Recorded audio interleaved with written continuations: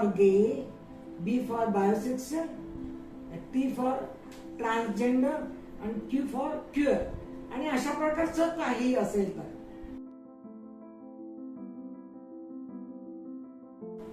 प्रेम साधं आहे की ते कोणी कोणावरती करू शकतं आणि ते सगळ्यांचंच अमक्याने अमुकवर करायला पाहिजे असं आहे की प्रेम म्हणजे प्रेम असतं आणि ते तुमचं आमचं सगळ्यांचं सेम असतं. मला वाटतं पूर्वी हे होतं, परंतु पूर्वी लोकांच्या मनात भीती होती. आता ते भीती गेली आणि त्याचा अभिमान आला की मी असं आहे आणि ज्याने त्याने ते स्वीकारल्यामुळे काय प्रॉब्लेम येत नाही. समजावून सांगायचा जास्तीत जास्त प्रयत्न करून, कारण बऱ्याच माझ्या पिढीतल्या लोकांना हे माहीत नाही हे काय असतं, भीती आहे किंवा तुच्छता असते. तुम्ही समजावून सांगायला पाहिजे मेडिकली आणि लोक ऐकतात असं मला वाटतं.